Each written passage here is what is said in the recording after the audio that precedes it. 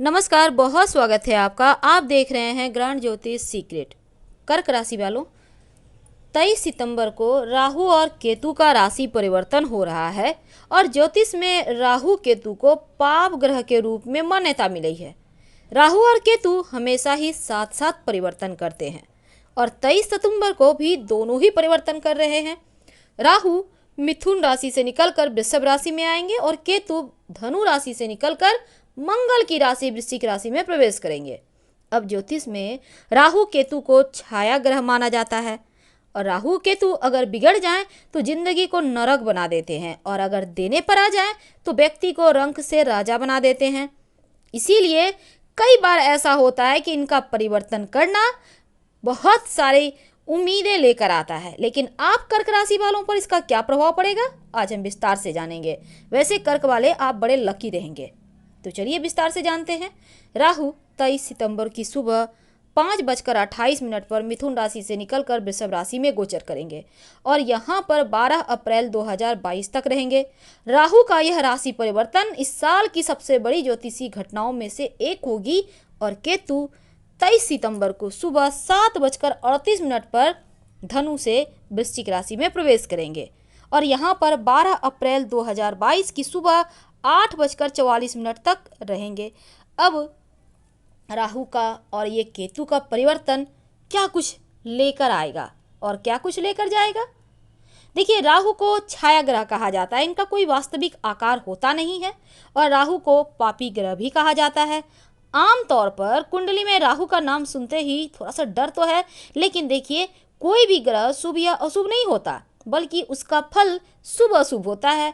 कुंडली में कोई भी ग्रह मजबूत स्थिति में हो तो वह अच्छा फल देता है और राहु भी अगर किसी के राशि के, चूंकि यहाँ पर किसी भी राशि का स्वामित्व प्राप्त है नहीं और वह जब कमजोर स्थिति में होता है तो फल नकारात्मक यानी निगेटिव देता है। अब ऐसे में ये परिवर्तन बहुत सारे जीवन में बदलाव लेकर आ रहा है।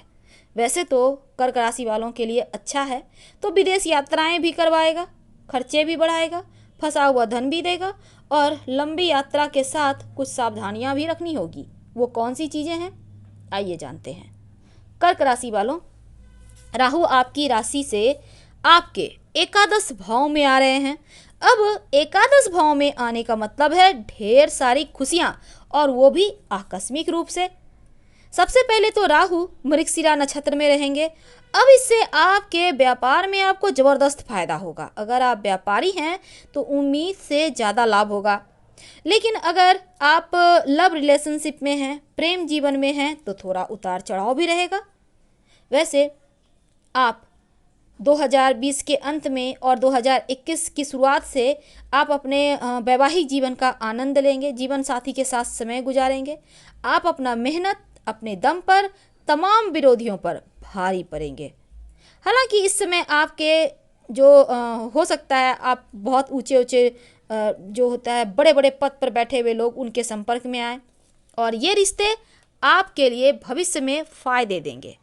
लेकिन दूसरी तरफ मृगशिरा नक्षत्र के बाद रोहिणी नक्षत्र में राहु प्रवेश करेंगे 2021 के मध्य में करीब, तब 27 जनवरी के लगभग। तब आपके जीवन में इसका क्या प्रभाव पड़ेगा, क्योंकि देखिए 27 जनवरी को रोहिणी नक्षत्र में राहु प्रवेश करेंगे 2021 में और इस समय आपके जीवन में ऐसे ढेर सारे आपको मौके मिलेंगे जब आप अपने लाइफ को एक बेहतरीन मोड़ पर ले जा सकते हैं। क्योंकि यहाँ पर आप अगर सिंगल हैं तो आपके जीवन में कोई दस्तक दे सकता है, आपका प्यार आ सकता है, आपको मिल सकता है। अगर रिलेशनशिप में हैं तो ज़िंदगी एंजॉय कीजिएगा, अपने लव के साथ घूमने फिरने के, बहुत सारी बातें करने के, साथ गुजारने के मौके मिलेंगे।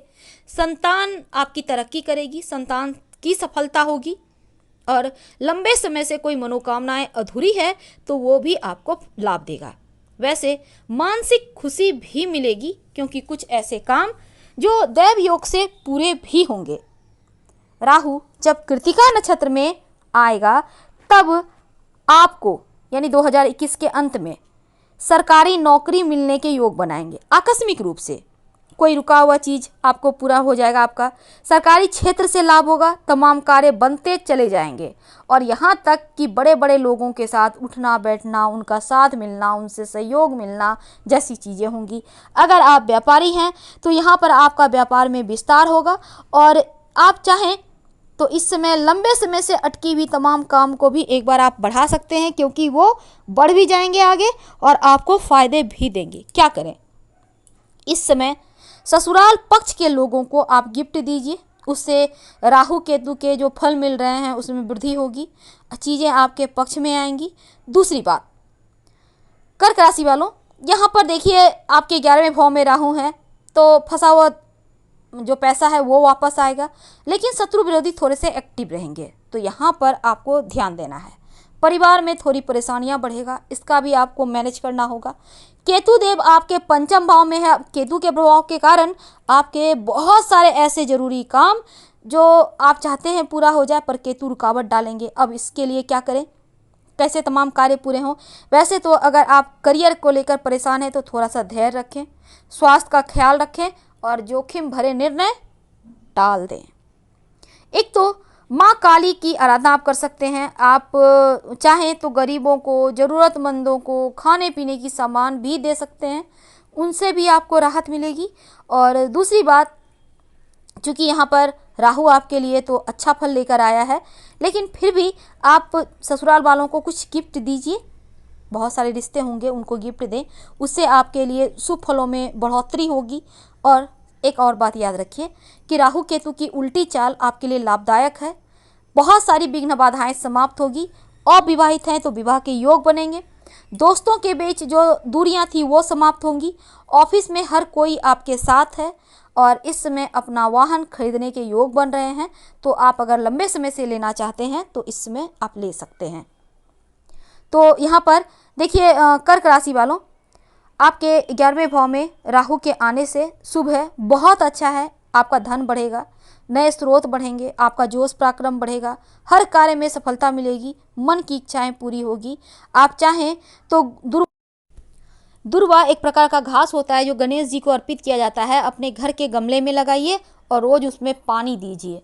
आप चाहें तो इन्हीं दुर्वा घास को तोड़कर गणेश जी को अर्पित भी कर सकते हैं, आपके लिए अति शुभ होगा। हम आपसे विदा लेते हैं। अगर लाइव से मैच करें तब लाइक कर सब्सक्राइब करें। हर हर महादेव, धन्यवाद।